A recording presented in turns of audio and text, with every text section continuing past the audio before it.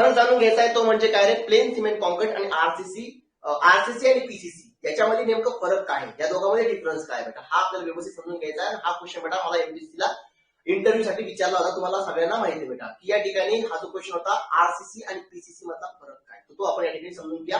आणि होऊ शकतं बेटा, कारण की हा फक्त एकदाच नाही बेटा, एकदा दोनदा पण याच्या अगोदर पण मला हा क्वेश्चन विचारला गेला होता इंटरव्ह्यू मध्ये, म्हणून या ठिकाणी हा क्वेश्चन महत्वाचा आहे. तर व्यवस्थित याचा आन्सर समजून घ्या, तेही प्रॉपर बेटा एक्सप्लेनेशन जे आहे याच्या पाठीमागचं जे कारण आहे, रिझन आहे, तेही व्यवस्थित समजून घ्या की का या ठिकाणी आपण आरसीसी करतो किंवा का आपण या ठिकाणी स्टील या ठिकाणी वापरतो. पीसीसी आणि RCC reinforced cement concrete, reinforced cement concrete बेटा, C1C लिहिलं म्हणजे कॉन्क्रीट असणार त्याला, आणि रेनफोर्स्ड बघू आपण नंतर बेटा दुसरा आहे पीसीसी. ओके, पीसीसी बेटा, पीसीसी वरती लिहितो मी, पीसीसी आहे बेटा तुमचं, तोपर्यंत फरक टाकायचा मला याच्यामधला, प्लेन सिमेंट कॉन्क्रीट. आरसीसी आणि पीसीसी मधला फरक सांगा बेटा, जनरल आहे, जनरल सांगा फक्त, बाकीचं एक्सप्लेनेशन मी करतो. जनरल फरक सांगा, आरसीसी मध्ये रेनफोर्समेंट असतं, ठीक आहे, रेनफोर्समेंट असतं, आणि पीसीसी मध्ये रेनफोर्समेंट नसतं. हा झाला जनरल फरक, ठीक आहे, समजून घ्या. आता बघा एकदम व्यवस्थित प्रॉपर रित्या बेटा जे एक्सप्लेनेशन तुम्हाला हवं आहे किंवा जे एक्सप्लेनेशन तुम्ही एक्सप्लेन करायला पाहिजे ते एक्सप्लेनेशन मी तुम्हाला या ठिकाणी देतोय, फक्त व्यवस्थित समजून घ्या, ठीक आहे. आता बघा हा आहे बेटा तुमचा बीम, काय आहे बीम. या बीम वरती बेटा काय येतोय, समजा फॉर एक्झाम्पल समथिंग लोड येतोय, काय येतोय, समथिंग लोड डब्ल्यू. या डब्ल्यू मुळे समजा काय झालं रे, एक तर लोड घ्या किंवा बेटा या ठिकाणी मोमेंट अप्लाय करतोय, काय करतोय, अप्लाय करतोय मोमेंट यम. या यम जर मी अप्लाय केली बेटा, मोमेंट जर मी अप्लाय केली, ठीक आहे बेटा, हे तुम्हाला परत कसं समजणार नाही, पण आपण मोमेंट पण अप्लाय करू शकतो, हे लक्षात ठेवा. समजा हा डब्ल्यू आहे, या डब्ल्यू मुळे काय झाला रे, हा जो बीम आहे बेटा तुमचा, हा बीम बेंड झाला, काय झाला, हा जो बीम आहे बेटा तुमचा, हा फॉर एक्झाम्पल बेंड झाला. आता बेंड होताना बेटा समजा फॉर एक्झाम्पल तो असा बेंड झाला,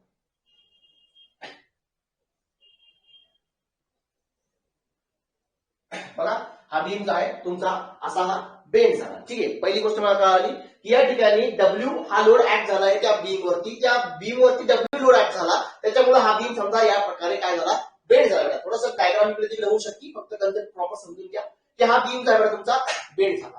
आता कॉन्क्रीट जो आहे बेटा, पहिला प्रश्न माझा हा आहे की कॉन्क्रीट जो आहे बेटा तुमचं हे ब्रिटल मटेरियल आहे की डक्टाइल मटेरियल आहे. कॉन्क्रीट जो आहे बेटा तुमचं हे ब्रिटल मटेरियल आहे की डक्टाइल. कॉन्क्रीट हेच बेटा, कॉन्क्रीट हे तुमचं ब्रिटल मटेरियल की ductile material. Yes, brittle material. आपला ब्रिटल मटेरियल जे आहे तुमचं कॉन्क्रीट, ब्रिटल मटेरियल आपल्याला माहितीये की ब्रिटल मटेरियल जे आहे हे कशामध्ये स्ट्रॉंग असतं रे, हे स्ट्रॉंग असतं बेटा कंप्रेशन मध्ये. कशामध्ये, कंप्रेशन मध्ये. ब्रिटल मटेरियल म्हणजे तुमचा जो कॉन्क्रीट आहे बेटा हा स्ट्रॉंग असतो कशामध्ये रे, कंप्रेशन मध्ये. कंप्रेशन मध्ये हा काय असतो, स्ट्रॉंग असतो बेटा. हा जो ब्रिटल मटेरियल असतो तो वीक असतो टेन्शन मध्ये. काय असतो, वीक असतो टेन्शन मध्ये, ठीक आहे बेटा, टेन्शन. हे व्यवस्थित समजून घ्या, टेन्शन. आता बघा ब्रिटल मटेरियल तुमचा आणखी कोणता आहे रे, चॉक बेटा तुमचा ब्रिटल मटेरियल आहे. बघा ज्यावेळेस तुम्ही चॉकवरती कंप्रेसिव्ह फोर्स अप्लाय करता, अगोदर तुम्हाला समजावं लागेल की कंप्रेशन आणि टेन्शन काय. मला माहिती आहे बेटा फॉर्म जरी आपलं झालंय किंवा तुमचंही डिप्लोमा लेवलला झाला असणार, पण मला माहिती आहे मॅक्सिमम मुलांना काही कन्सेप्ट माहितच नसतात बेटा. याच्या अगोदर आता आपल्याला झालं की कॉन्क्रीट हे ब्रिटल मटेरियल काय झालं, आता मला समजून घ्यायचं की कंप्रेशन आणि टेन्शन काय असतं, कंप्रेसिव्ह फोर्स आणि टेन्साइल फोर्स काय असतो मला ते समजून घ्यायचं आहे. बघा या ठिकाणी समजा हा मेंबर आहे, या मेंबर वरती बेटा जर मी असा फोर्स लावला, असा म्हणजे कसा रे, हा बेटा दाबणारा फोर्स जर मी लावला, समजा हा मेंबर आहे तुमचा, या मेंबरला जर मी दाबतोय त्याला म्हटलं बेटा कंप्रेसिव्ह फोर्स. दाबणारा जो फोर्स आहे त्याला मी काय म्हणतो, कंप्रेसिव्ह फोर्स म्हणतो. काय म्हणतो, कंप्रेसिव्ह फोर्स, ठीक आहे. आणि जो बेटा समजा हा एक मेंबर आहे, या मेंबरला बेटा मी या ठिकाणी काय करतोय, आता पुल करतोय. या ठिकाणी बेटा मी पुश करत होतो, दाबत होतो, या ठिकाणी याला पुल करतोय. पुल करतोय म्हणजे बेटा ओढतोय, याला म्हटलं तर टेन्साइल, काय म्हटलं तर टेन्साइल, ठीक आहे. पुन्हा बेस बनवतो, ज्यांच्याकडे सॉल्व झालं नाही त्यांच्यासाठी हा बेस आहे, बाकीच्यांना बेटा माहिती आहे ज्यांनी सॉल्व केलाय कंप्रेसिव्ह फोर्स काय असतो, टेन्साइल फोर्स काय असतो, समजून घ्या. कंप्रेसिव्ह फोर्स म्हणजे बेटा दबाव आणणारा फोर्स, दाबणारा फोर्स त्या ठिकाणी तो कंप्रेसिव्ह फोर्स आहे. आणि जो बेटा त्या ठिकाणी ओढणारा फोर्स आहे बेटा त्याला मी म्हणतो टेन्साइल फोर्स. आता टेन्साइल फोर्स बेटा समजा एखाद्या मटेरियलला मी ओढतोय, त्या केसमध्ये काय होईल रे, त्याची जी लेंथ आहे बेटा ती वाढणार झाली. काय होणार झाली, लेंथ जी आहे ती वाढणार झाली. आणि जर या ठिकाणी एखाद्या मटेरियलला मी या ठिकाणी कंप्रेस करतोय तर याची जी लेंथ आहे बेटा ती काय होणार झाली, डिक्रीज होण्यासाठी. मला कम्प्रेसिव्ह फोर्स मुळे कळतंय की लेंथ या ठिकाणी डिक्रीज होतीये आणि या ठिकाणी लेंथ वाढती. आता स्ट्रेसेस जे आहे मी स्ट्रेसेस तुम्हाला प्रॉपर समजून सांगितले की स्ट्रेसेस काय असतात. आता टेन्साईल फोर्स आणि कम्प्रेसिव्ह फोर्समुळे जे स्ट्रेसेस डेव्हलप होतात ते नेमके कोणते असणार, तर कम्प्रेसिव्ह फोर्समुळे तुमचे जे स्ट्रेसेस डेव्हलप होतात ते असतात कम्प्रेसिव्ह स्ट्रेसेस आणि टेन्साईल फोर्स मध्ये डेव्हलप होतात ते असतात तुमचे टेन्साईल स्ट्रेसेस. स्ट्रेसेस काय असतात तर स्ट्रेसेस म्हणजे काय की रेझिस्टन्स. स्ट्रेसेस जो असतो बेटा तो काय असतो, रेझिस्टन्स असतो. समजा फॉर एक्झाम्पल या पेनला मी ओढतोय, हा पेन बेटा याची लेंथ वाढायला पाहिजे पण लेंथ वाढत नाहीये का, कारण की याच्यामध्ये रेझिस्टन्स डेव्हलप झालाय. त्याच रेझिस्टन्सला मी काय म्हणतो, स्ट्रेस म्हणतो. काय म्हणतो, स्ट्रेस म्हणतो बेटा. ठीक आहे, फोर्स पर युनिट एरिया तुमची ती बुकी डेफिनेशन. पण स्ट्रेस काय असतं, internal resistance develop against the force. फोर्सच्या अगेन्स्ट किंवा डिफॉर्मेशनच्या अगेन्स्ट जे इंटरनल रेझिस्टन्स डेव्हलप होते मी त्याला स्ट्रेस म्हणतो. कंप्रेसिव्ह फोर्स मुळे कम्प्रेसिव्ह स्ट्रेसेस, टेन्साईल फोर्स मुळे जनरेट होतात टेन्साईल स्ट्रेसेस. आता बघा, आता ज्यावेळेस मी या ठिकाणी ब्रिटल मटेरियल घेतो, फॉर एक्झाम्पल मी चॉक घेतलं. आता मी जर कम्पेअर केलं की चॉक हा ब्रिटल मटेरियल आहे आणि जर मी त्या चॉकला कम्पेअर केलं कशासोबत, कम्प्रेशन फोर्स आणि टेन्शन फोर्स सोबत जर कम्पेअर केलं, समजा मी त्याच्यावर एकदा टेन्शन फोर्स लावला आणि एकदा कम्प्रेशन फोर्स लावला, फक्त मला याचा आन्सर द्या की तुमचा जो चॉक असेल, समजा कम्प्रेशन फोर्स म्हणजे तुम्ही त्याला दाबलं आणि टेन्शन म्हणजे त्याला ओढलं, तर तो नेमका तुटणार कोणत्या याच्यामध्ये केसमध्ये लवकर, म्हणजे लवकर कोणत्या केसमध्ये तुटणार ते सांगा. टेन्शन मध्ये तुटणार की कम्प्रेशन मध्ये तुटणार. आपण फक्त कम्पेअर करताना स्वतःलाच कम्पेअर करतोय. यस, तो टेन्शन मध्ये तुटणार झाला. कॉन्क्रीट पण काय तुमचा ब्रिटल मटेरियल आहे बेटा, मग तो कसा आहे, टेन्शन मध्ये वीक आहे बेटा. टेन्शन मध्ये वीक आहे. जसं तुमचा चॉक हा टेन्शन मध्ये वीक आहे, म्हणजे मी त्याला ओढलं की लगेच तुटणार. जर मी त्याला दाबलं बेटा तर तो क्रश व्हायला थोडा टाइम लागणार, थोडी ताकद आपल्याला जास्त लावा लागणार. म्हणजे तो कम्प्रेशन मध्ये काय असतो, स्ट्रॉंग असतो आणि टेन्शन मध्ये वीक असतो. तसाच तुमचा कॉन्क्रीट सुद्धा ब्रिटल मटेरियल आहे. म्हणून या ठिकाणी सुद्धा कॉन्क्रीट जो आहे कम्प्रेशन मध्ये स्ट्रॉंग आणि टेन्शन मध्ये काय असणार आहे, वीक असणार आहे. जो क्वेश्चन तुम्हाला इंटरव्ह्यू मध्ये विचारला जाऊ शकतो तो म्हणजे काय, तुम्हाला हा क्वेश्चन नाही विचारला की कॉन्क्रीट हे वीक कशामध्ये असतं आणि स्ट्रॉंग कशामध्ये असतं. तुम्हाला क्वेश्चन हा राहील की कम्प्रेशन मध्ये तो स्ट्रॉंग असतो पण टेन्शन मध्ये वीक का असतो. हा क्वेश्चन तुम्हाला इंटरव्ह्यूला फेस करावा लागू शकतो की कॉन्क्रीट जो आहे तुमचा हा टेन्शन मध्ये वीक का. बेटा आता बघा, वीक का त्याचं कारण समजून घ्या. ज्यावेळेस मी हा कॉन्क्रीट चा ब्लॉक बनवला, समजा हा तुमचा बीम आहे बेटा, काय आहे, बीम किंवा कॉलम घ्या आणि याच्यामध्ये हे कॉन्क्रीट आहे तुमचं, काय आहे, कॉन्क्रीट आहे. कॉन्क्रीट म्हणजे काय, याच्यामध्ये बेटा सँड पार्टिकल, सिमेंट पार्टिकल आणि ऍग्रीगेट पार्टिकल असणार झाले. आता बघा, समजा या ठिकाणी काय आहे, या ठिकाणी फिक्स सपोर्ट आहे, याला मी काय केलं बेटा, समजा फॉर एक्झाम्पल फिक्स केलं. आता बघा, याच्यावरती मी जर कधी कंप्रेसिव्ह फोर्स अप्लाय केला, ओके, याच्यावरती जर मी कंप्रेसिव्ह फोर्स अप्लाय केला तर हे कंप्रेसिव्ह फोर्स काय करणार, या पार्टिकलला या ठिकाणी बेटा प्रेस करणार झाला. ओके, आणि हा जो लोड आहे बेटा या पार्टिकल थ्रू या पार्टिकल वरती असा हा लोड या ठिकाणी ट्रान्सफर होत आला इन केस ऑफ कंप्रेशन. पण बघा, ज्यावेळेस मी याच्यावरती टेन्शन लावतो, टेन्शन म्हणजे काय झालं, टेन्साईल फोर्स, जो की फोर्स काय करणार झाला, या पार्टिकलला या ठिकाणी ओढणार झाला. मग बघा, हे जे कॉन्क्रीट आहे बनलं कशापासून रे, पार्टिकल्स पासून. ठीक आहे बेटा, हे या ठिकाणी वेगवेगळ्या पार्टिकल पासून बनलेलं आहे कॉन्क्रीट. त्याच्यामध्ये काय काय आहे, त्याच्यामध्ये ऍग्रीगेट आहे, सँड आहे आणि सिमेंट आहे. ज्यावेळेस मी याला ओढतो, याच्यावरती मी टेन्शन लावतो, त्या केसमध्ये बघा हे जे पार्टिकल आहे हे एकमेकांपासून सेपरेट व्हायला लागतात. काय व्हायला लागतात, सेपरेट व्हायला लागतात. ज्यावेळेस मी कम्प्रेशन फोर्स लागला होता त्या केसमध्ये ते सेपरेट होत नव्हते, ते जो लोड आहे ते एकमेकांवरून दुसऱ्याकडे ट्रान्सफर करत होते. पण ज्यावेळेस मी याच्यावरती टेन्साईल फोर्स लावतो त्या केसमध्ये हे पार्टिकल सेपरेट होतात. म्हणून या ठिकाणी याची जी टेन्साईल स्ट्रेंथ असते ती कॉन्क्रीटची कम्प्रेशन स्ट्रेंथ पेक्षा कमी असते. मी कॉन्क्रीटला कुठल्याही मटेरियल सोबत कधी कधी कम्पेअर करत नाहीये, मी फक्त कॉन्क्रीटला स्वतः सोबतच कम्पेअर करतोय.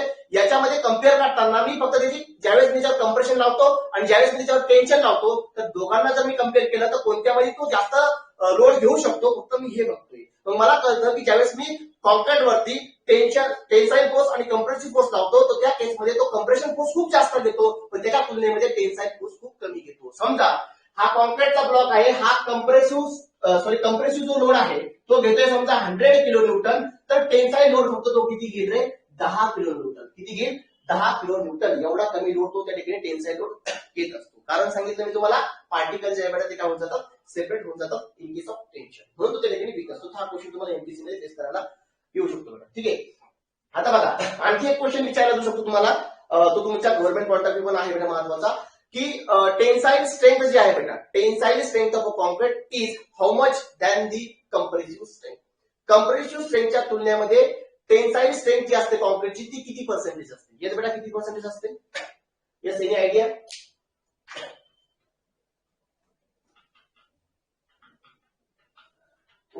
डायग्राम मी परत काढतो. किती पर्सेंट असते बेटा टेन्साईल जी स्ट्रेंथ आहे, टेन्साईल स्ट्रेंथ, टेन्शन घेण्याची जी ताकद आहे बेटा कशाची, कॉन्क्रीटची, ती त्याच्या कंप्रेसिव्ह स्ट्रेंथच्या तुलनेमध्ये किती पर्सेंटेज असते, हे क्वेश्चन बेटा एक्झाममध्ये विचारले जातात. Yes, tensile strength is equal to 10% of compressive strength of a concrete. ठीक आहे, टेन्साईल लिहून घ्या बेटा कुठतरी. Tensile strength is equal to 10% of a 10%. ठीक आहे बेटा, अप्रॉक्सिमेटली 10% असते. ठीक आहे, त्या ठिकाणी आपण त्याला थोडं मागे पुढे घेऊ शकतो, पण अप्रॉक्सिमेटली 10% लक्षात ठेवा. 10% of a compressive strength of a concrete. म्हणजे यालाच मी कसं लिहू शकतो, यालाच लिहू शकतो मी 1/10 1/10 of compressive strength of a concrete. ठीक आहे, 1/10 म्हणजे काय रे, 10वा पार्ट. 1/10 किंवा 10% म्हणजे काय, 10वा पार्ट. समजा जर कंप्रेसिव्ह स्ट्रेंथ किती 100 असेल तर तो किती घेईल, फक्त टेन्साईल स्ट्रेंथ किती असेल त्याची 10% असेल किंवा 10 किलोमीटर असेल. जर तो 100 किलोमीटर जर लोड घेत असेल कंप्रेसिव्ह लोड, तर टेन्साईल लोड तो किती घेणार, फक्त 10 किलोमीटर घेणार बरं, त्याला म्हणतो मी 10%. ठीक आहे, ओके. इथपर्यंत सगळ्यांना क्लिअर आहे का रे, याच्यामध्ये काही डाऊट आहे कोणाला? टेन्साईल फोर्स, कंप्रेसिव्ह फोर्स आणि कॉन्क्रीट आहे ते कशामध्ये वीक असतात आणि कशामध्ये स्ट्रॉंग असतात. यस, इथपर्यंत क्लिअर आहे का?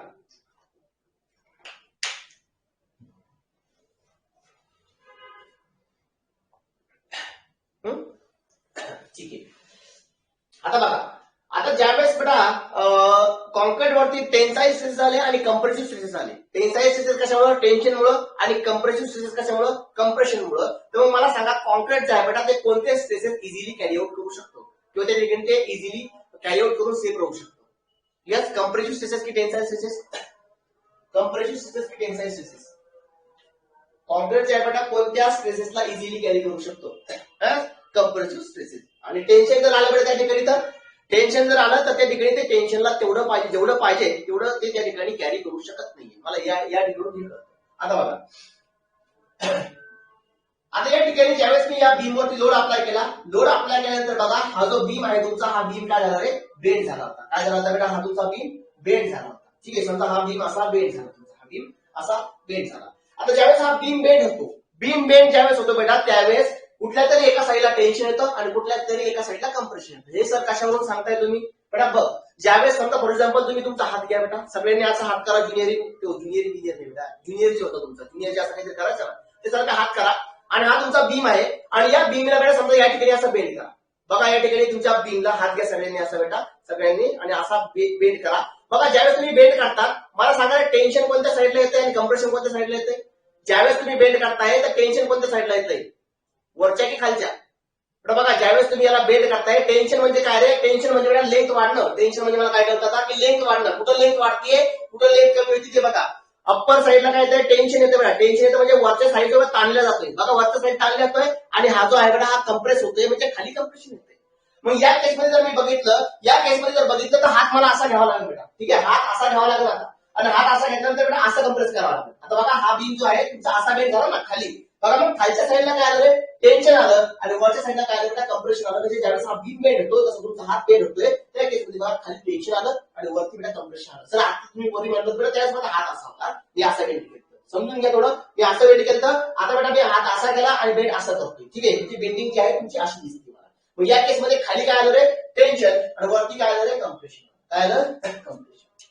इथं आलं कंप्रेशन, इथं आलं बेटा तुमचं टेन्शन. बेटा हा आहे तुमचा न्यूट्रल ऍक्सिस. बेटा एक समजा सेंट्रल ऍक्सिस आहे, याला मी म्हणतो सेंट्रल ऍक्सिस. काय म्हणतो, सेंट्रल ऍक्सिस. सेंट्रल ऍक्सिस आहे बेटा, याला मी नाव देतो ऍक्सिस.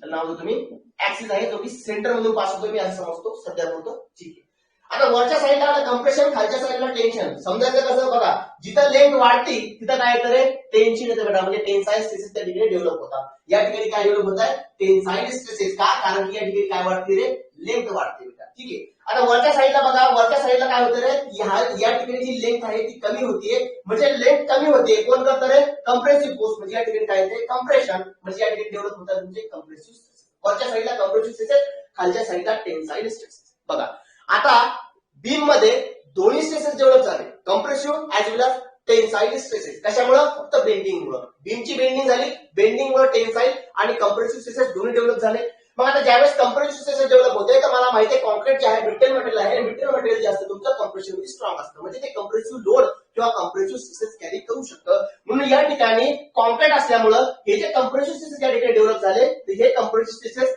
हे कॉन्क्रीट जे आहे ना ते कॅरी करू शकतं, कारण की कम्प्रेशन मध्ये ते स्ट्रॉंग असतं. पण आपल्याला हेही कळतं की या ठिकाणी खाली डेव्हलप झालंय काय रे, टेन्शन. त्या टेन्शनमुळे काय डेव्हलप झाले रे, टेन्साईल स्ट्रेसेस डेव्हलप झाले. आणि हे टेन्साईल स्ट्रेसेस घेण्याची जी ताकद आहे ती कॉन्क्रीटमध्ये कमी असते, 10% असते त्याच्या कम्प्रेसिव्ह स्ट्रेंथच्या. जर ही ताकद एवढी कमी आहे, समजा आपण त्याला निग्लिजिबलच धरून चालू की टेन्साईल ताकद त्याच्यात आहेच नाही, म्हणजे त्याच्यात टेन्साईल ताकद नाहीच बेटा. मग या केसमध्ये काय होतं, या केसमध्ये बघा ज्यावेळेस समजा बघा ही जी लेंथ आहे ती वाढल्या जाते. बघा तुमचं जर काही समजा हे मटेरियल जे आहे बेटा, मटेरियल म्हणजे हे जे वरचा जो पार्ट आहे बेटा तुमचा हा जर कमजोर असता, जर तुम्ही याला बेंड केला असतं तर कुठतरी बेटा या ठिकाणी काय झालं असतं, कुठतरी क्रॅक केल्यासारखं झालं असतं. सेम या ठिकाणी कॉन्क्रीटमध्ये सुद्धा होतं. ज्यावेळेस हे लेंथ वाढती बेटा, टेन्शन येतं, तर हे पार्टिकल एकमेकापासून काय होतात, सेपरेट होतात. आणि पार्टिकल सेपरेट होतात म्हणजे या ठिकाणी काय डेव्हलप होतं, या ठिकाणी अशा व्हर्टिकल क्रॅक्स काय होतात, डेव्हलप होतात. काय डेव्हलप होतात, क्रॅक्स डेव्हलप होतात बेटा. आणि एक क्रायटेरिया आहे, लिमिट आहे, तो क्रायटेरिया आपण नंतर बघूया. पण आता सध्या इथं लक्षात ठेवा की जर तुमच्या क्रॅक्स आल्या बेटा, तर क्रॅकचं पण आहे की किती क्रॅक्स असली पाहिजे, ती क्रॅक्स आपण अलाउ करतो. जर ह्या क्रॅकची लिमिट जर वाढली, समजा समथिंग साईज आहे, त्या साईज पेक्षा जर तुमच्या क्रॅक्स मोठ्या होत आहे, तर त्या केसमध्ये तुमच्या मेंबरचं फेल्युअर मानलं जातं. काय मानलं जातं, फेल्युअर मानलं जातं. समजा समथिंग एमएमच्या क्रॅक समजा या ठिकाणी डेव्हलप झाल्या बीम मध्ये, तुमचा बीम जो आहे तो फेल मानला जातो. मग आपल्याला या ठिकाणी फेल्युअर नको, कारण की तुम्ही आता स्ट्रक्चर कन्स्ट्रक्ट केलं आणि 4-5 वर्षानंतर कळालं की अरे बीम मध्ये क्रॅक गेला, मग या बीम मध्ये क्रॅक गेला म्हणजे बीम तुमचा हा काय झाला बेटा, फेल झाला. ते फेल्युअर आपल्याला नकोय. मग या क्रॅक डेव्हलप का झाल्या, कारण की या ठिकाणी तुमचा जो कॉन्क्रीट होता तो टेन्शन मध्ये वीक होता, या ठिकाणी टेन्शन आलं होतं आणि या टेन्शनमुळे काय झाल्या, या ठिकाणी टेन्साईल क्रॅक्स डेव्हलप झाल्या. काय म्हणतो याला, टेन्साईल क्रॅक्स म्हणतो, कारण की टेन्शनमुळे डेव्हलप झाल्या. या क्रॅक जर कधी जास्त असल्या तर याला मेंबरचं फेल्युअर मानलं जातं. काय मानलं जातं, मेंबरचं फेल्युअर. मग माझ्या लक्षात आलं की कॉन्क्रीटचं आहे हे कम्प्रेशन मध्ये स्ट्रॉंग आहे. कम्प्रेसिव्ह जर लोड येतोय, कम्प्रेसिव्ह स्ट्रेसेस डेव्हलप होत आहे, तर कॉन्क्रीट कम्प्रेसिव्ह स्ट्रेसेसला घेऊ शकतो. पण जर त्या ठिकाणी टेन्साईल स्ट्रेसेस डेव्हलप होत आहे, तर टेन्साईल स्ट्रेसेस घेण्याची ताकद त्याच्यामध्ये नव्हते. म्हणून मला असं एक मटेरियल पाहिजे होतं की ते मटेरियल काय करणार झालं, या ठिकाणी जे टेन्साईल स्ट्रेसेस डेव्हलप होत आहे ते टेन्साईल स्ट्रेसेसला इझिली कॅरी करण आणि या ज्या क्रॅक्स डेव्हलप होत आहे त्या क्रॅक्स डेव्हलप होऊ देणार नाहीये. जे मेंबरचं फेल्युअर होतंय ते मेंबरचं फेल्युअर होऊ देणार नाही. म्हणून मला अशा मटेरियलचा शोध घ्यायचा होता की त्या ठिकाणी ते मटेरियल टेन्साईल स्ट्रेसेसला कॅरी करण. ठीक आहे. म्हणून या ठिकाणी मी एक मटेरियल बघत होतो की त्या मटेरियलमध्ये टेन्साईल स्ट्रेस किंवा टेन्साईल स्ट्रेंथ कॅरी करण्याची ताकद असली पाहिजे. मग माझ्याकडे एक मटेरियल होतं, ते म्हणजे कोणतं रे, डक्टाईल मटेरियल. जसं की तुमचं ब्रिटल मटेरियल आहे तसं असतं तुमचं डक्टाईल मटेरियल. आणि डक्टाईल मटेरियल मध्ये टेन्शन कॅरी करण्याची जी ताकद असते बेटा ती खूप जास्त असते. डक्टाईल मटेरियल कोणकोणते असतात रे, हे बेटा आपण फॉर्म मध्ये बघितलंय. डक्टाईल मटेरियल कोणकोणते असतात, डक्टाईल मटेरियल, स्टील, आणखी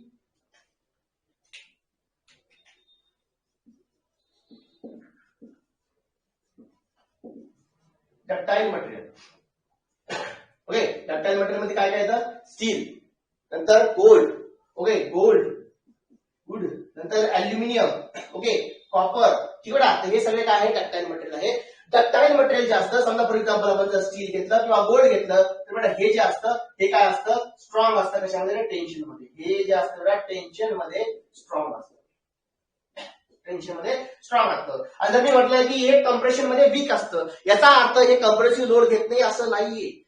कम्प्रेशन मध्ये पण बेटा ते स्ट्रॉंगच असतं, पण टेन्शनच्या तुलनेमध्ये ते थोडं वीक असतं. ठीक आहे. म्हणजे तुमचा जो स्टील आहे त्याच्यावर जर मी कम्प्रेसिव्ह फोर्स लावला तर तो कम्प्रेसिव्ह फोर्स खूप जास्त कॅरी करल. ठीक आहे, खूप जास्त फोर्स तो कॅरी करतो. पण जर मी त्या टेन्शनच्या कम्पॅरिझन मध्ये त्या ठिकाणी जर कधी बघितलं तर त्या ठिकाणी तो कम्प्रेसिव्ह लोड जो आहे तो कमी घेतो. समजा फॉर एक्झाम्पल स्टील मध्ये जर कधी लोड अप्लाय केला, टेन्शन समजा 100 घेतोय, तर कम्प्रेशन बेटा समजा फॉर एक्झाम्पल जस्ट बेटा व्हॅल्यू आहे, याला प्रॉपर घेऊ नका, तर 90-95 तो काय घेईल, 90-95 किलोमीटर तो त्या ठिकाणी कम्प्रेसिव्ह लोड घेईल. म्हणजे त्याच्या स्वतःच्या तुलनेमध्ये टेन्शनच्या तुलनेमध्ये तो कम्प्रेशन कमी घेतो. म्हणजे याचा अर्थ तो कम्प्रेशन मध्ये पूर्णपणे वीक आहे असं नाही.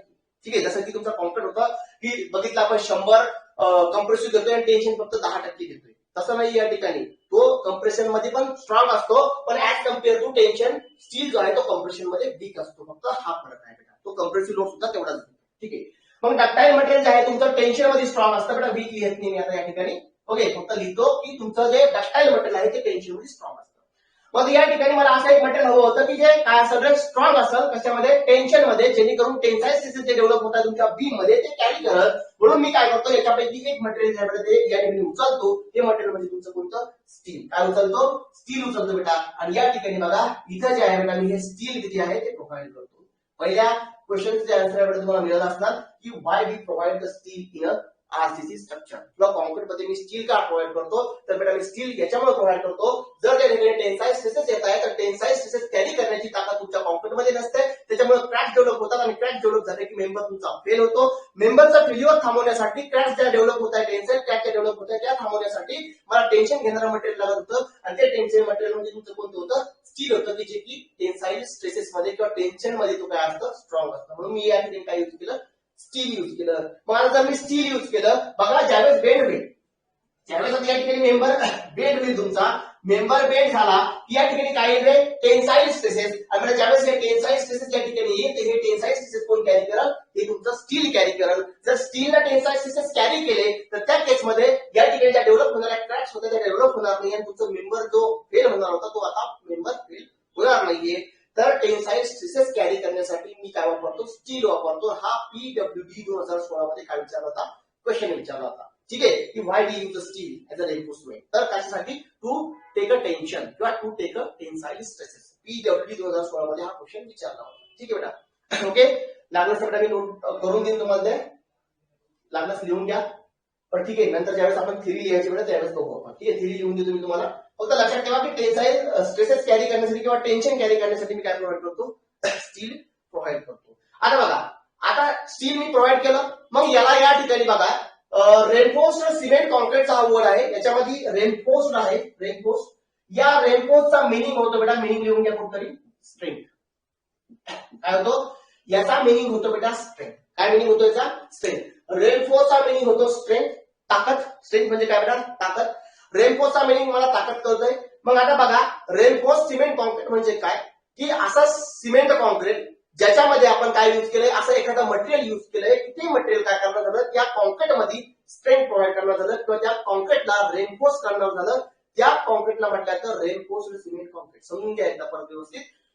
सिमेंट कॉन्क्रीट आहे तुमच्याकडं, त्या कॉन्क्रीटमध्ये बेटा आपल्याला पाहिजे होती टेन्साईल स्ट्रेंथ. ओके, मग आपण असं एखादं मटेरियल त्या ठिकाणी युज केलं, ते मटेरियल काय करतंय की त्या कॉन्क्रीटला रेनफोर्स करतंय. रेनफोर्स करताय म्हणजे काय, ताकद प्रोव्हाइड करतंय, त्याची जी टेन्साईल ताकद आहे ती वाढवतंय. त्या कॉन्क्रीटला म्हटलं तर रेनफोर्स्ड सिमेंट कॉन्क्रीट. मग असं कॉन्क्रीट की ज्या कॉन्क्रीटमध्ये आपण एखादं मटेरियल वापरतो, ते मटेरियल त्या कॉन्क्रीटला ताकद देतं म्हणजे त्याला रेनफोर्स करतं, म्हणून त्या मटेरियलला किंवा त्या कॉन्क्रीटला म्हटलं तर रेनफोर्स्ड सिमेंट कॉन्क्रीट. काय म्हटलं तर reinforced cement concrete. Reinforce meaning strength. बरं बघा, आता मटेरियल कोणतं वापरलं, स्टील वापरलं. स्टीलला काय प्रोव्हाइड केलं, स्ट्रेंथ प्रोव्हाइड केली. कोणती, टेन्साईल स्ट्रेंथ प्रोव्हाइड केली. म्हणून या ठिकाणी हे जे स्टील आहे बेटा, या स्टीलला म्हटलं तर रेनफोर्समेंट. म्हणजे जे मटेरियल रेनफोर्स करतं, जे मटेरियल कॉन्क्रीटला रेनफोर्स करतं, त्या मटेरियलला म्हटलं तर रेनफोर्समेंट. काय म्हटलं तर रेनफोर्समेंट. हे जे तुम्ही या ठिकाणी स्टील युज केलं बेटा, तुम्ही बघा ज्यावेळेस तुम्ही बीम मध्ये तुम्हाला स्टील टाकायचं, तर स्टील टाकण्यापेक्षा आपण काय म्हणतो, रेनफोर्समेंट मला टाकायचे. रेनफोर्समेंट टाकायचे तर स्टीलला आपण दुसरं नाव वापरतो, ते म्हणजे काय रे, रेनफोर्समेंट. फक्त स्टीलला वापरू आपण नाही बेटा. जो पण मटेरियल त्या ठिकाणी रेनफोर्स करल, ताकद वाढवल, त्याला मी काय म्हणणार, रेनफोर्समेंट म्हणणार.